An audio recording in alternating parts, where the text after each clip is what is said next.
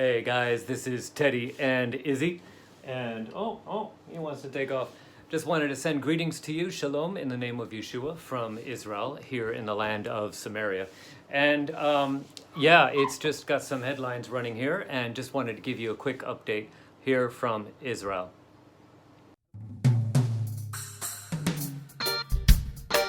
So I'm going to get into Ezekiel chapter 36 in a moment here.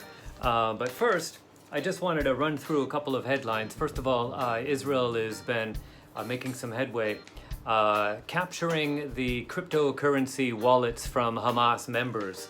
So that's very interesting. First of all, cryptocurrency, generally speaking, is not as private as a lot of people think, but it has been used to transfer funds and money laundering, for example, to terrorist organizations, for example, to Hamas, which is the terrorist organization in Gaza, which is also a political organization. It actually won the election in, 2007, 2008?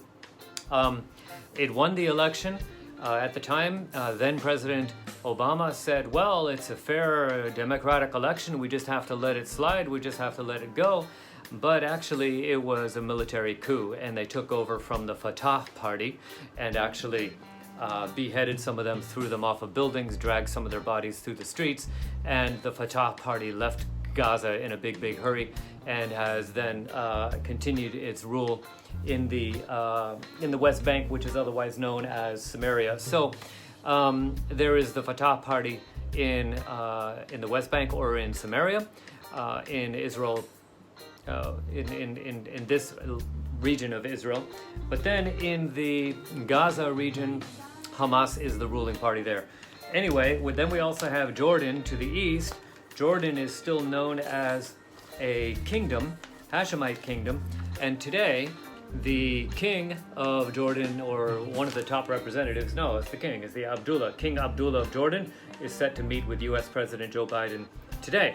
And this is July 19, 2021. And just wanted to mention that there is a Muslim holiday coming up. And just this weekend, actually beginning Saturday night, there was also a Jewish holiday, Tisha B'Av, which is a day of mourning for the destruction of the Second Temple. So in coordination with that, there were some Jewish worshippers and prayer people that did get permission from the government to go up and visit the Temple Mount and go up on the top there, and this was met by a large outcry because the king of Jordan and the Jordanian government was given the responsibility to watch over the Temple Mount, even though it's in Jerusalem, because before in 1967, from between World War after World War II, Jordan became ruler over sections of Jerusalem as well as Samaria, but that ended in 1967 because of the Six-Day War. So at that point, the Kingdom of Jordan was pushed out of Jerusalem and pushed out of Samaria completely. But as a concession to Jordan, the military of Israel handed the Temple Mount over to Jordan for safekeeping, so to speak. And so every time Jews go to pray on the Temple Mount, next to those mosques there, usually the Kingdom of Jordan gets upset, the Palestinians get upset, Hamas gets upset, Fatah, whatever. But now there is also a Muslim Arab Israeli party in the current Israeli government, and they protested as well for a little bit, but then they backed off, realizing that it's better to relax right now and maintain some kind of peace, try to build some peace. The cat is just kind of wandering around here, just trying to get outdoors. It's a little bit too hot outside right now. So in honor of their own holiday, Eid al-Adha, they are backing off. They're deciding to back off. And actually, there really is no crisis there. It was only around 100 Jews that went up to the Temple Mount to pray, and someone sang a song, and the Kingdom of Jordan tries to say that nobody's allowed to sing songs, nobody's allowed to pray out loud up there except for Muslims. So that was this crisis, but it's not really a crisis. So let's get back to Ezekiel chapter 36 before we finish up this video. I began kind of mentioning that in the text that went along with yesterday's video. So starting with verse 8, but you, O mountains of Israel, that would be like right here in this village. Mountains of Israel, synonymous basically with mountains of Samaria, although Israel can also include Judea, which would include the mountains of Jerusalem as well. But you, O mountains of Israel, let's say that this includes Israel and Judah. You, O mountains of Israel, you shall shoot forth your branches and yield your fruit to my people Israel, for they are about to come. This is talking about the people of Israel coming back to the mountains of Israel, from the lands, the countries, and the nations where Elohim had scattered them. Verse 9, for indeed I am for you, and I will turn to you, and you shall be tilled and sown. Look at that. So we have right here the Hebrew side by side with the English. And I know it might be a little out of focus there, but I'm not going to hold it up there. I'm going to read it here so I can read it for you. You can read along with your own Bible from there. They are about to come. For indeed I am for you, and I will turn to you, and you shall be tilled and sown. Verse 10. I will multiply men upon you, all the house of Israel, all of it, and the cities shall be inhabited, and the ruins rebuilt. 11. I will multiply upon you man and beast, and they shall increase and bear young. I will make you inhabited as in former times, and do better for you than at your beginnings. Then you shall know that I am Yahweh. Yes, I will cause men to walk on you, my people Israel. They shall take possession of you, and you shall be their inheritance. No more shall you bereave them of children.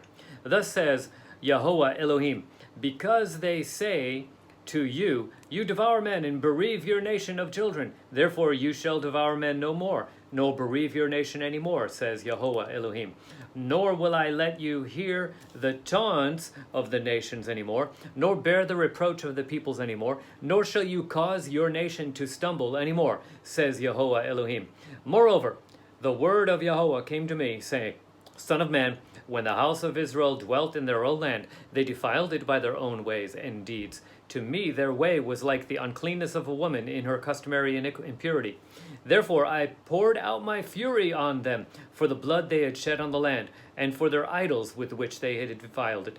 So I scattered them among the nations, and they were dispersed throughout the countries. I judged them according to their ways and their deeds. When they came to the nations, wherever they went, they profaned my holy name when they said of them, These are the people of Yahweh, and yet they have gone out of his land. His land. But I had concern for my holy name, which the house of Israel had profaned among the nations wherever they went. 22.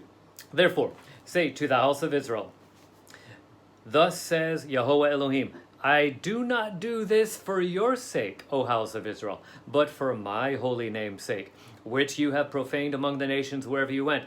And I will sanctify my great name, which has been profaned among the nations, which you have profaned in their midst. And the nations shall know that I am Yahweh, says Yahweh Elohim, when I am hallowed in you before their eyes. For I will take you from among the nations, gather you out of all countries, and bring you into your own land.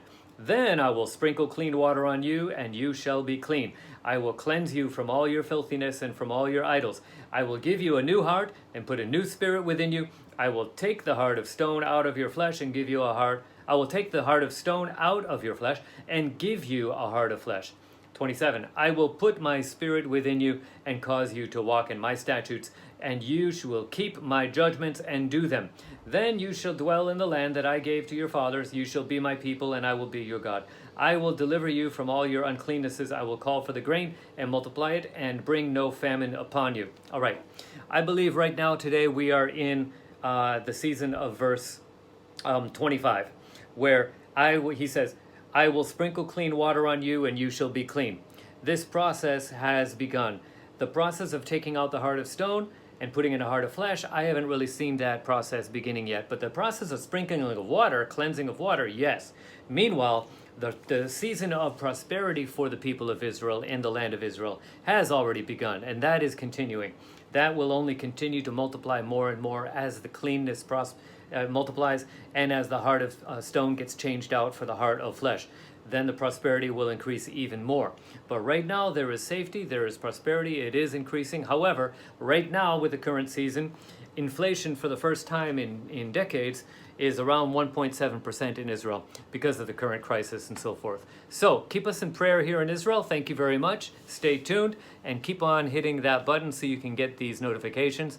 And from me and Izzy here in Samaria, thank you very much, and we look forward to seeing you soon in the next video.